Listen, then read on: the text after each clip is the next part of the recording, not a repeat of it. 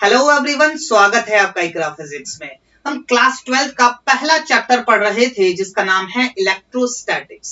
Last lecture में हमने charges के बारे में देखा था कि चार्ज क्या होता है, चार्ज की क्या क्या प्रॉपर्टीज होती है, किस तरीके से हम चार्ज और मास को आपस में रिलेट कर सकते हैं और एट लास्ट हमने कुछ न्यूमेरिकल सॉल्व किए थे।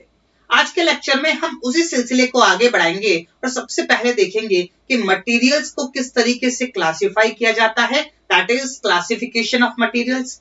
उसके बाद हम देखेंगे कि किन किन तरीके से किसी भी ऑब्जेक्ट को चार्ज किया जाता है, that is methods of charging. उसके बाद अगर किसी ऑब्जेक्ट के ऊपर, किसी मटेरियल के ऊपर कोई चार्ज प्रेजेंट है तो हम उस चार्ज को किस तरीके से पता लगाएंगे with the help of an instrument. That instrument is known as electroscope। और जो कुछ भी हमने पढ़ा उसके बेसिस पे जो भी एक दो न्यूमेरिकल्स बनते हैं उन न्यूमेरिकल्स को सॉल्व करेंगे। तो चलिए स्टार्ट करते हैं with our first topic, that is classification of materials। Basically materials को तीन कैटेगरी में क्लासिफाई किया गया। The first one is conductors, the second one is insulators and the third one is semiconductors। और ये जो क्लासिफिकेशन है ये इस बात पर डिपेंड करता है कि ये जो कंडक्टर्स है या इंसुलेटर्स है या सेमीकंडक्टर्स है, किस मटेरियल के अंदर कितने नंबर ऑफ फ्री इलेक्ट्रॉन्स है। अगर किसी मटेरियल के अंदर बहुत ज्यादा फ्री इलेक्ट्रॉन्स है तो वो मटेरियल कहलाता है कंडक्टर, और अगर नेग्लिजिबल फ्री इलेक्ट्रॉन्स है तो वो मटेरियल कहलाता है इंसुलेटर। और अगर मटेरियल के अंदर फ्री इलेक्ट्रॉन्स कंडक्टर से कम है और इंसुलेटर से ज्यादा है तो वो मटेरियल कहलाता है सेमीकंडक्टर। इलेक्ट्रोस्टैट्स में हम कंडक्टर्स और इंसुलेटर्स के बारे में पढ़ते हैं। सेमीकंडक्टर्स के लिए हमारे पास एक अलग से चैप्टर है सेमीकंडक्टर नाम से, और ये चैप्टर क्लास 12 में ही है। लास्ट में हम पढ़ते हैं with a brand new chapter that is semiconductors. तो इसको हम लास्ट में पढ़ेंगे। क्लास 12 के एक प्रॉपर चैप्टर है, एक एक चीज हम देखेंगे सेमीकंडक्टर के बारे में वहां पे। आज के लेक्चर में हम कंडक्टर्स और इंसुलेटर्स के बारे में जानेंगे, और वो भी बहुत ही ब्रीफ एक्सप्लेनेशन जानेंगे जितना अभी हमारे काम का है। इनको हम डिटेल में भी देखेंगे इस चैप्टर के लास्ट में। तो चलिए देखते हैं सबसे पहले कंडक्टर्स क्या होते हैं। अगर मैं कंडक्टर्स की बात करूं तो हमने स्ट्रक्चर ऑफ एटम देखा था। स्ट्रक्चर ऑफ एटम में हमने क्या देखा था कि एक न्यूक्लियस होता है जिसके अंदर प्रोटॉन्स और न्यूट्रॉन्स होते हैं, और इलेक्ट्रॉन्स इस न्यूक्लियस के चारों तरफ मूव करते रहते हैं इन अ सर्टेन ऑर्बिट। और हमने ये बात देखी थी कि जैसे जैसे मैं न्यूक्लियस से दूर जाऊंगा वैसे वैसे क्या होगा कि ये जो ऑर्बिट है इसका न्यूक्लियस से डिस्टेंस बढ़ेगा, और जैसे जैसे डिस्टेंस बढ़ेगा तो मैंने ये देखा था कि ये इलेक्ट्रॉन जिस वजह से सर्कुलर मोशन कर रहा था और जो सेंट्रीपिटल फोर्स प्रोवाइड कर रहा था, इलेक्ट्रोस्टैटिक फोर्स, वो वीक होने लगता है। तो मुझे ये बात पता पड़ी कि कंडक्टर्स ऐसे मटेरियल होते हैं जहां पे जो आउटर मोस्ट ऑर्बिट होती है, इसके जो इलेक्ट्रॉन्स होते हैं, इन इस न्यूक्लियस के अट्रैक्टिव फोर्स से बाहर निकालना आसान होता है। और जब ये इलेक्ट्रॉन्स बाहर आ जाता है तो ये जो इलेक्ट्रॉन होता है, इस इलेक्ट्रॉन को हम कहते हैं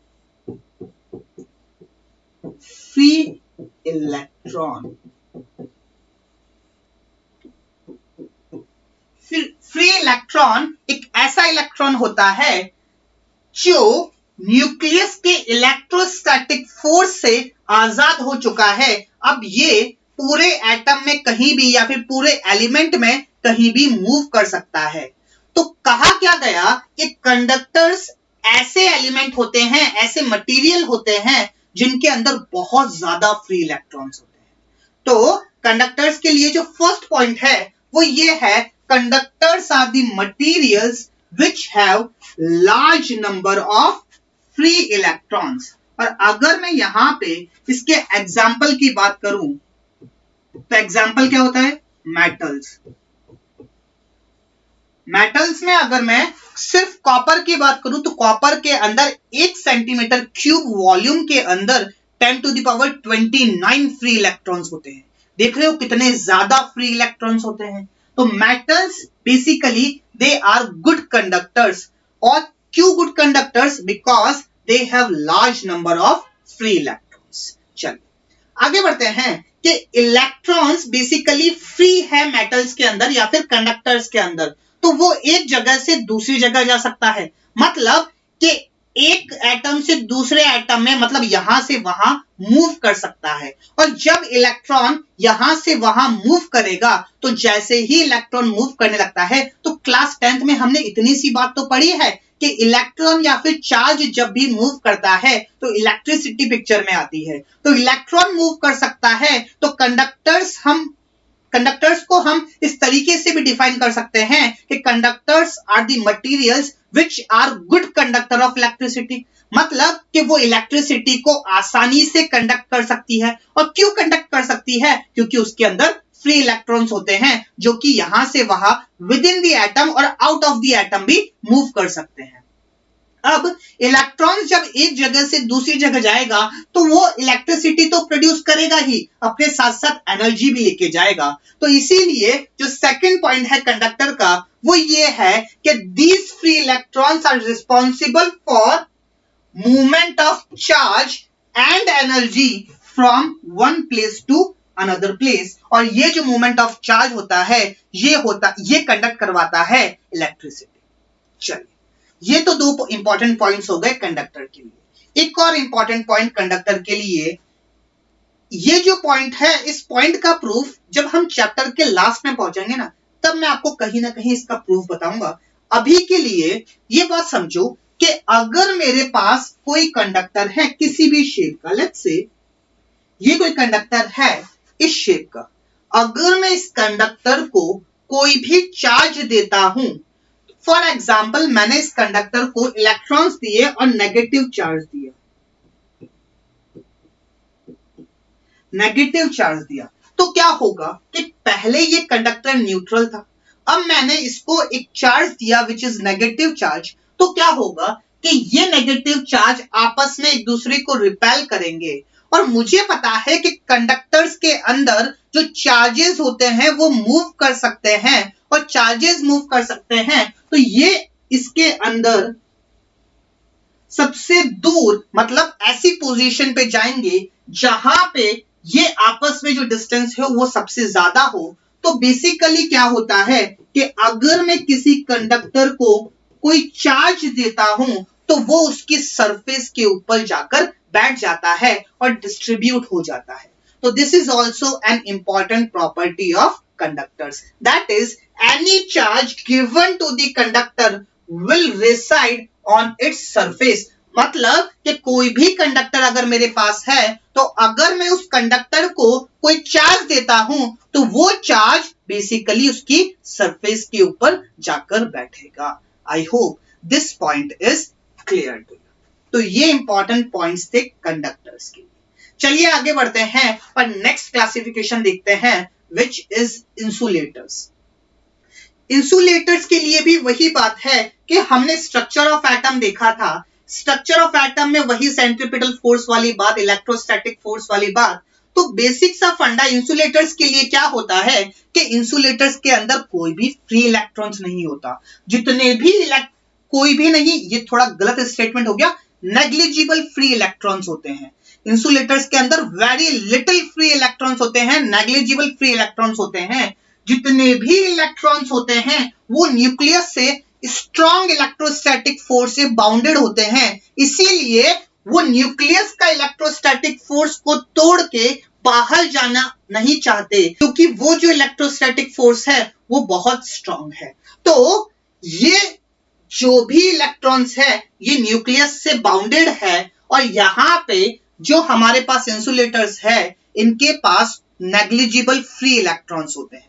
So this will be our first point for the insulators, which is insulators are the materials which have negligible free electrons। सारे electrons nucleus से bounded होते हैं। Next point, अब जब सारे इलेक्ट्रॉन्स न्यूक्लियस से बाउंड होते हैं, इलेक्ट्रॉन्स फ्रीली मूव नहीं कर पाते, तो ना तो चार्ज मूव होगा ना ही कोई एनर्जी मूव होगी। तो इंसुलेटर्स के अंदर बेसिकली क्या होता है, there is no movement of charge and there is no conduction of electricity and energy. अब थर्ड पॉइंट क्या है कि अगेन अगर मैं कोई इंसुलेटर लेता हूं और इसको मैं कोई चार्ज देता हूं, नेगेटिव चार्ज, तो मुझे पता है कि इंसुलेटर्स के अंदर चार्ज मूव नहीं कर सकते, तो ये चार्ज जहां पे मैंने दिया है वहीं पे पड़ा रहेगा। तो थर्ड पॉइंट मेरे लिए क्या आता है, any charge, just a second, any charge given to the insulators will be at the same place where we placed it। अगर मैंने यहां पे चार्ज दिया है तो ये यहीं पे पड़ा रहेगा, इसकी सरफेस पे नहीं जाएगा। कंडक्टर्स के अंदर सरफेस पे जाने का कारण क्या था, क्योंकि उसके अंदर चार्जेस फ्रीली मूव कर सकते हैं, लेकिन इंसुलेटर्स के अंदर चार्जेस फ्रीली मूव नहीं कर सकते, तो इसीलिए जिस जगह मैं चार्ज को प्रोवाइड करूंगा वो चार्ज वहीं का वहीं पड़ा रहेगा। So these are the basic differences और basic characteristics of conductors and insulators. I hope these things are clear to you. चलिए आगे बढ़ते हैं और हमारा नेक्स्ट टॉपिक देखते हैं, which is methods of charging, कि किन किन तरीकों से मैं किसी भी बॉडी को चार्ज कर सकता हूं। और इसके अंदर हमारा जो पहला मेथड है वो है थर्मियोनिक एमिशन। थर्म कहां पढ़ते हैं अपन, थर्मल में, थर्मल फिजिक्स में, विच इज क्लास 11। वहां पे हम किसके बारे में बात करते हैं, हीट के बारे में बात करते हैं। तो आइडिया लगाओ कि क्या हो रहा होगा।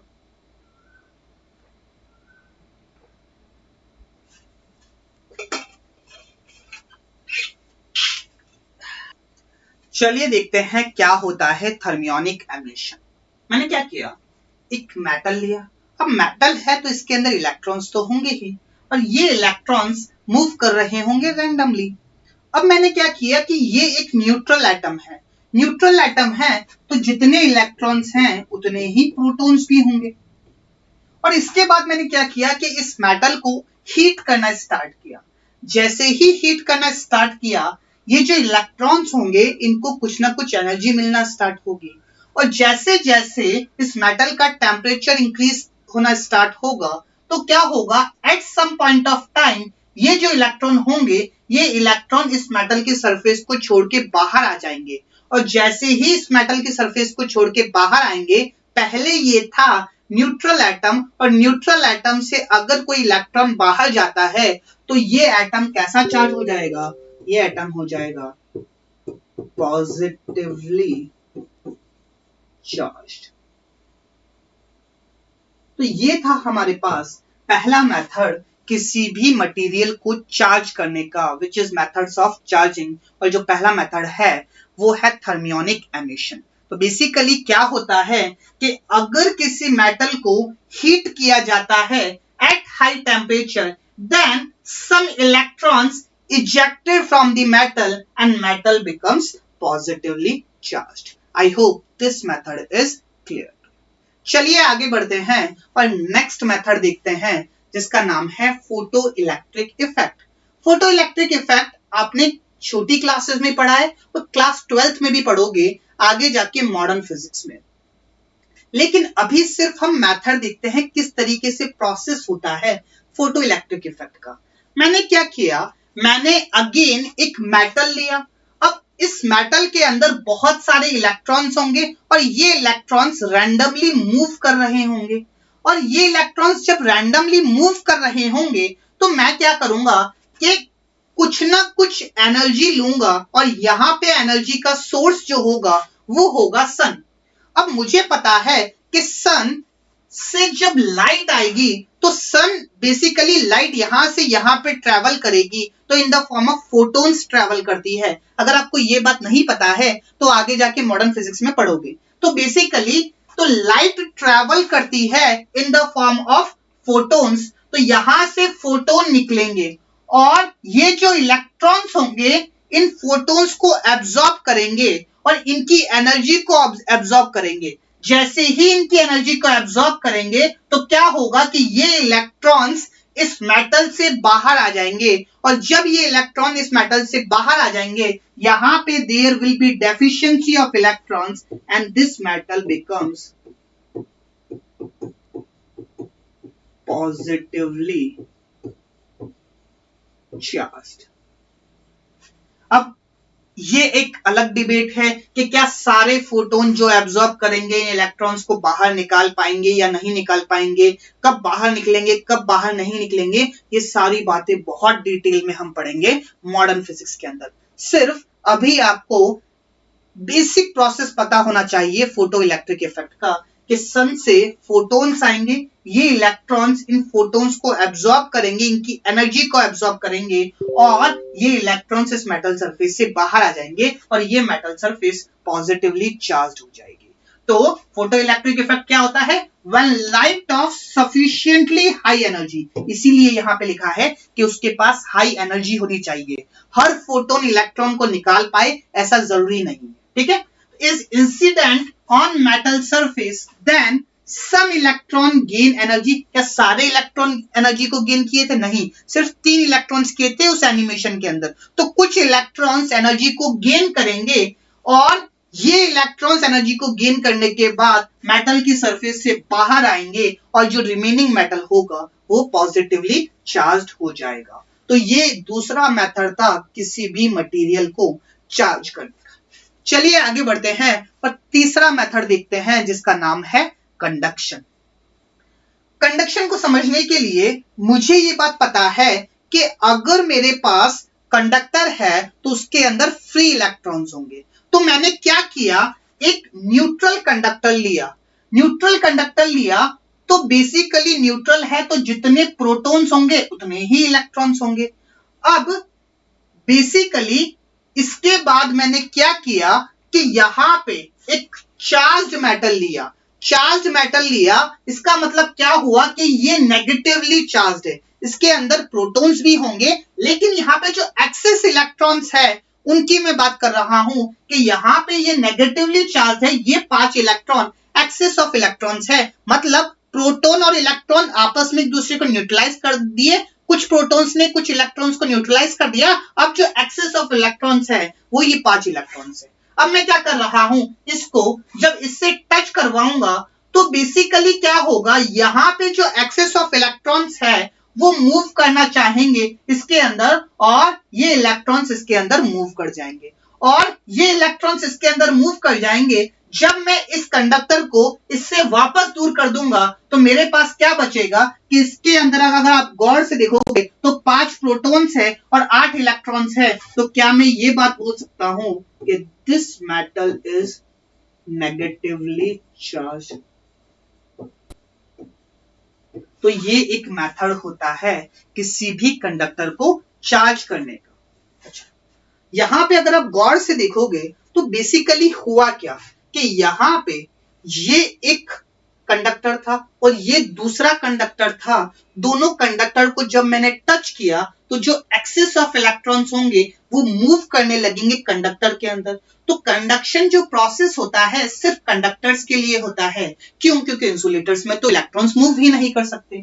तो टच करने पे क्या होगा कि ये इलेक्ट्रॉन्स यहां पे मूव करने लगेंगे। एक और इंपॉर्टेंट पॉइंट जो यहां पे है वो ये है कि अगर मैं नेगेटिवली चार्ज दूसरा एटम लेता हूं या फिर दूसरा मेटल लेता हूं तो जो मेरा न्यूट्रल एटम था वो भी नेगेटिवली चार्ज होता है और दूसरा मेटल भी नेगेटिवली चार्ज होता है। तो इससे मैं एक बात और निकाल सकता हूं कि जो मेरा चार्ज एटम होगा उसी चार्ज का, बेसिकली अगर ये नेगेटिवली चार्ज है तो जो न्यूट्रल एटम होगा वो भी नेगेटिवली चार्ज होगा।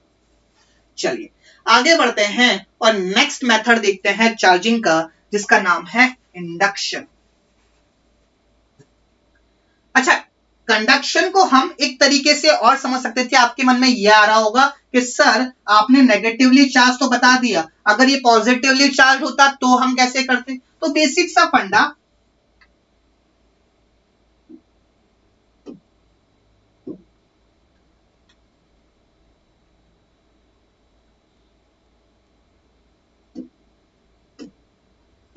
तो बेसिक सा फंडा हम क्या यूज करेंगे कि अगेन यहाँ पे एक पॉजिटिव होगा, एक नेगेटिव होगा, एक पॉजिटिव होगा, एक नेगेटिव होगा, एक पॉजिटिव होगा, एक नेगेटिव होगा, एक नेगेटिव होगा। और अब मैंने क्या किया कि एक पॉजिटिवली चार्ज कंडक्टर इसके पास लाया और जैसे ही मैं इसको यहां पे टच करवा दूंगा तो ये जो इलेक्ट्रॉन्स है कंडक्टर है तो बेसिकली फ्री इलेक्ट्रॉन्स होंगे, हल्की सी एनर्जी दूंगा तो ये मूव करने लग जाएंगे। तो ये फ्री इलेक्ट्रॉन्स क्या करेंगे, इधर मूव करेंगे, इधर मूव करेंगे, इधर मूव करेंगे। तो अब क्या होगा कि न्यूट्रल एटम से इलेक्ट्रॉन मूव कर गए तो पॉजिटिव चार्ज आ गया। तो जिस तरीके का मैं चार्ज कंडक्टर लेके आऊंगा उसी तरीके का चार्ज यहां पे आ जाएगा। आई hope this thing is clear. चलिए आगे बढ़ते हैं और नेक्स्ट मेथड देखते हैं which is induction. Induction basically क्या होता है कि कंडक्शन में तो हम दो बॉडीज को आपस में टच कर रहे थे, इंडक्शन में विदाउट इवन टचिंग हम किसी भी बॉडी को चार्ज करते हैं। किस तरीके से करते हैं आइए समझने की कोशिश करते हैं। तो अगेन मैंने क्या किया कि एक न्यूट्रल कंडक्टर लिया और इसके पास एक और नेगेटिवली चार्ज कंडक्टर लेके आया और जब मैं इस कंडक्टर को इसके पास लेके आऊंगा, टच नहीं किया है सिर्फ पास लेके आया, तो ये नेगेटिव चार्ज की वजह से इसके अंदर जो इलेक्ट्रॉन्स थे उनके ऊपर एक रिपल्सिव फोर्स लगेगा और ये रिपल्सिव फोर्स की वजह से इलेक्ट्रॉन्स इस तरफ मूव कर जाएंगे। अब क्या हुआ कि इलेक्ट्रॉन्स की मूवमेंट की वजह से इस तरफ वाला जो पोर्शन है ये नेगेटिवली चार्ज हो गया और इस तरफ वाला जो पोर्शन है ये पॉजिटिवली चार्ज हो गया। अगर मैं बात करूं इस पूरे मेटल की, इस पूरे एटम की, तो अभी भी ये न्यूट्रल है। क्यों? क्योंकि जितने नंबर ऑफ प्रोटॉन्स हैं उतने ही नंबर ऑफ इलेक्ट्रॉन्स है। सिर्फ रीडिस्ट्रीब्यूशन ऑफ इलेक्ट्रॉन्स हुआ है कि इन इलेक्ट्रॉन्स की वजह से इन इलेक्ट्रॉन्स के ऊपर रिपल्सिव फोर्स लगा और इस रिपल्सिव फोर्स की वजह से कुछ इलेक्ट्रॉन्स इस तरफ आ गए। सारे इलेक्ट्रॉन्स नहीं आए, इसके ऊपर कोई इफेक्ट नहीं हुआ। कुछ इलेक्ट्रॉन्स आए जो कि फ्रीली मूव कर सकते थे। अब मैंने क्या किया कि इसके पास में एक न्यूट्रल कंडक्टर और लेके आया और न्यूट्रल कंडक्टर और लेके आया तो रिपल्सिव फोर्स तो अभी भी लग रहा था। पहले क्या था कि इसको आगे जाने की जगह नहीं मिल रही थी। जैसे ही मैं न्यूट्रल कंडक्टर लेके आया इसको इन इलेक्ट्रॉन्स को आगे जाने की जगह मिली और ये इलेक्ट्रॉन्स इवनली डिस्ट्रीब्यूट हो गए on the surface of the metal. तो बेसिकली क्या हुआ कि यहां से इलेक्ट्रॉन निकले तो ये बन गया मेरा पॉजिटिवली चार्ज और ये आया मेरे पास नेगेटिवली चार्ज। तो क्या यहां पे कुछ और इलेक्ट्रॉन जनरेट हो गए? नहीं, जितना इस बॉडी के ऊपर नेगेटिव चार्ज आया, लेट्स से काउंट कर लो ना, 1 2 3 4 5 6 7 प्लस 7 ही, उतना ही इसके ऊपर पॉजिटिव चार्ज आया होगा। 1 2 3 4 5 6 7। तो जितना इसके ऊपर नेगेटिव चार्ज आया उतना ही इसके ऊपर पॉजिटिव चार्ज आया। अब अगर मैं इसको दूर कर दूं और इसको यहां से भी दूर कर दूं तो ये पॉजिटिवली चार्ज बॉडी हो गई, ये एक नेगेटिवली चार्ज बॉडी हो गई। तो मुझे चार्ज करना था इसको, इसके पास में लेके आया था नेगेटिवली चार्ज बॉडी। तो इंडक्शन के अंदर क्या होता है कि जो भी बॉडी में लेके आता हूं, जो भी रॉड या फिर जो भी स्फीयर में लेके आता हूं, उससे अपोजिट चार्ज इंड्यूस होता है उस बॉडी के ऊपर जिस पे मुझे चार्ज करना था। So this is what we call process of induction. I hope this thing is clear to you. Same चीज अगर मैं पॉजिटिव चार्ज लेके आता तो उस केस में भी हो सकता था कि इलेक्ट्रॉन्स अट्रैक्ट होते, इधर के इलेक्ट्रॉन्स भी अट्रैक्ट होते। तो इस तरीके से ये बॉडी नेगेटिवली चार्ज हो जाती और ये बॉडी पॉजिटिवली चार्ज हो जाती। तो सेम चीज में पॉजिटिव स्फीयर लाके भी कर सकता था। अब एक इंपॉर्टेंट पॉइंट देखो कि बेसिकली हुआ क्या।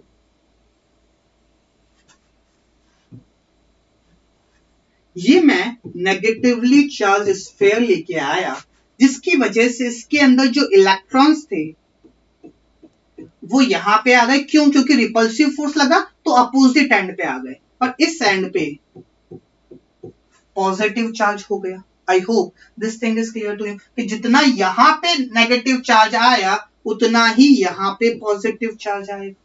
अब क्योंकि ये जो मेरे पास एटम है ये इलेक्ट्रिकली न्यूट्रल है, तो जितना यहाँ पे नेगेटिव चार्ज उतना ही यहाँ पे पॉजिटिव चार्ज।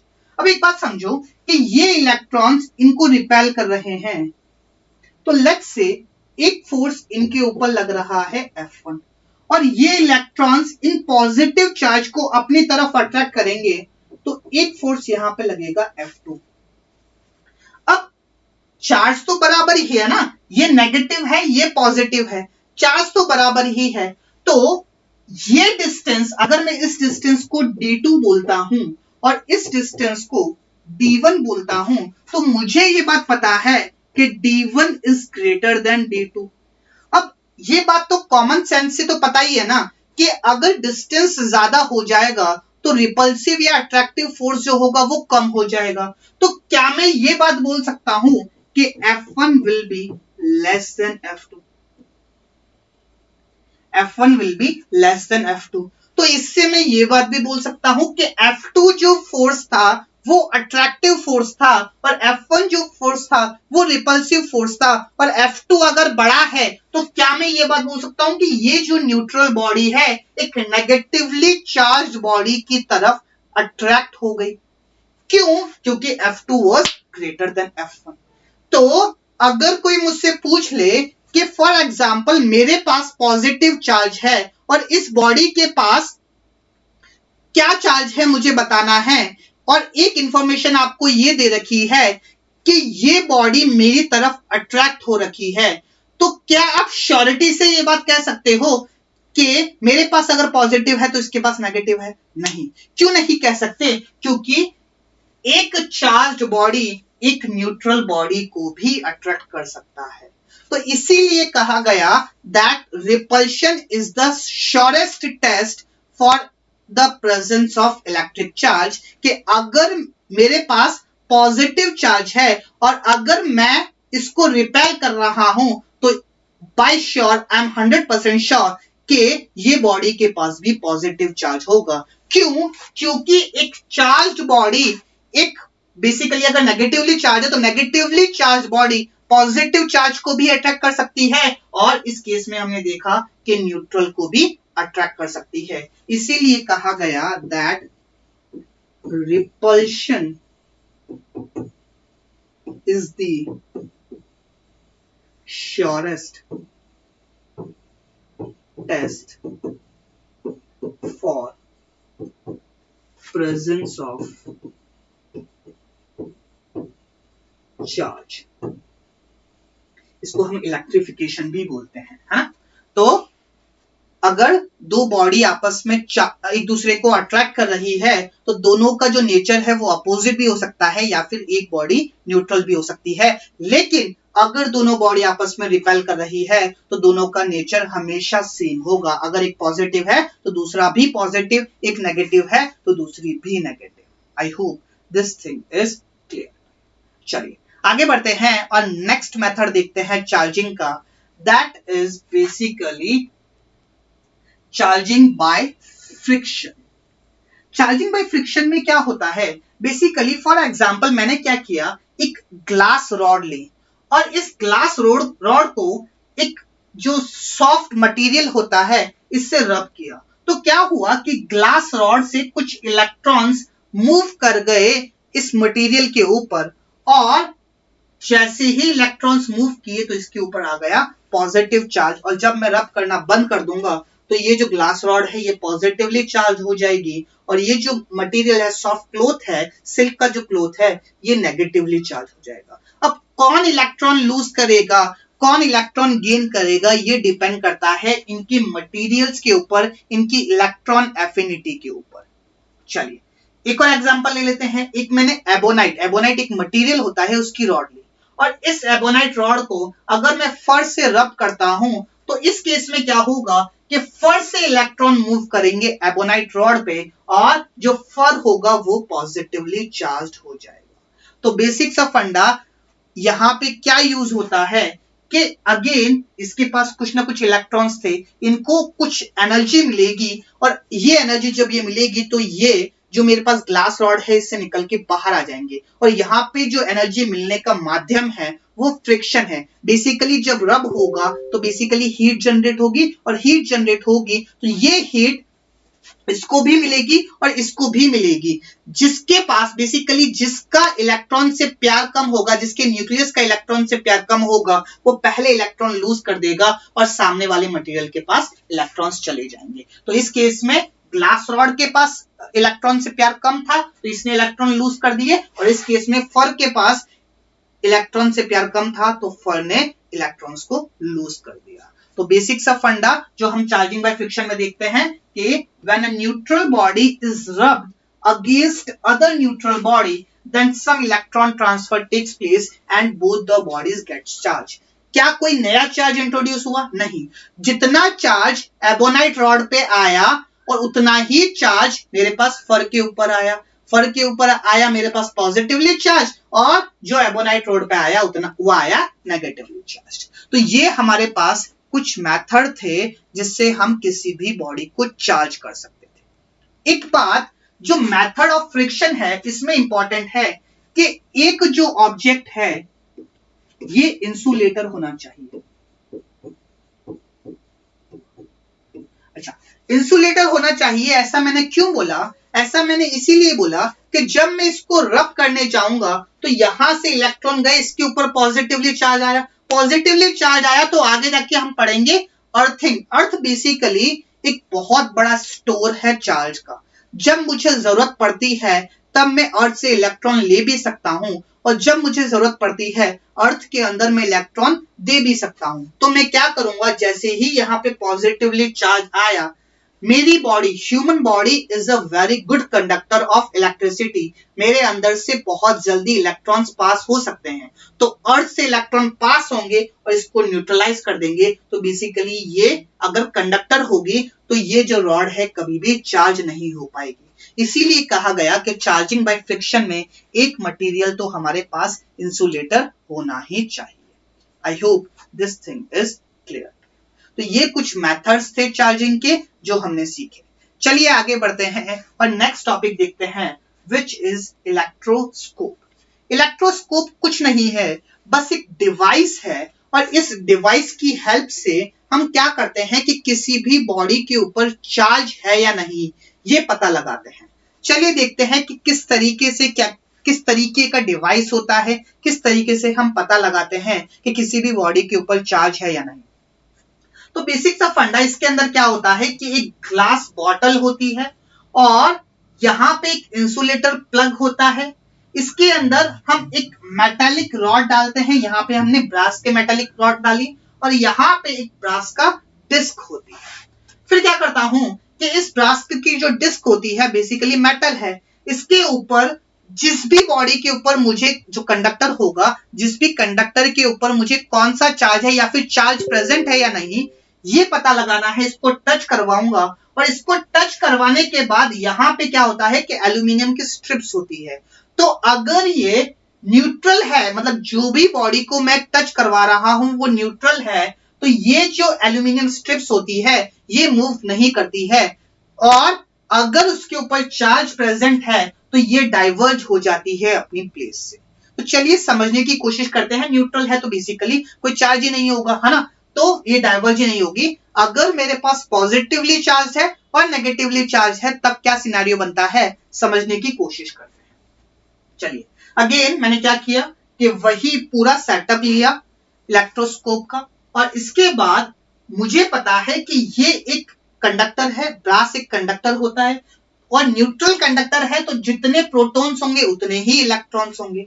फिर उसके बाद मैंने क्या किया कि इसका जो टॉप है यहाँ पे एक चार्ज रॉड को टच करवाया, कंडक्टर है, ये जो चार्ज रॉड है ये एक कंडक्टर है। जैसे ही चार्ज रॉड को कंडक्ट करवाया या फिर टच करवाया तो क्या होगा कि यहां से जो इलेक्ट्रॉन्स होंगे वो मूव करेंगे। क्यों? क्योंकि इलेक्ट्रॉन्स को आगे मूव करने का रास्ता मिल गया, और जैसे ही इलेक्ट्रॉन्स मूव करेंगे यहाँ पे बचेगा सिर्फ और सिर्फ पॉजिटिव चार्ज, और सिर्फ पॉजिटिव चार्ज बचेगा, तो ये आपस में रिपेल करेंगे और ये जो स्ट्रिप है डाइवर्ज कर जाएगी।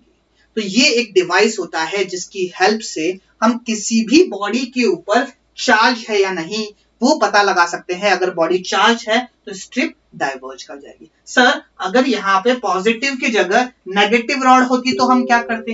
अगेन मैंने क्या किया कि वही सेटअप लिया इलेक्ट्रोस्कोप का और यहाँ पे अब नेगेटिवली चार्ज रॉड लगवाई।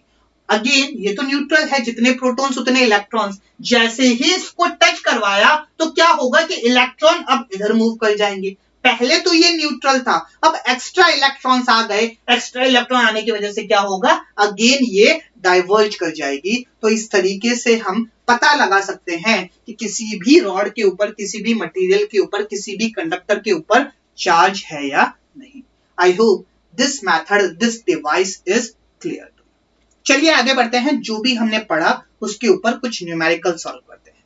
चलिए सबसे पहला न्यूमेरिकल क्या है? A positively charged body A attracts a body B, then charge on body B may be।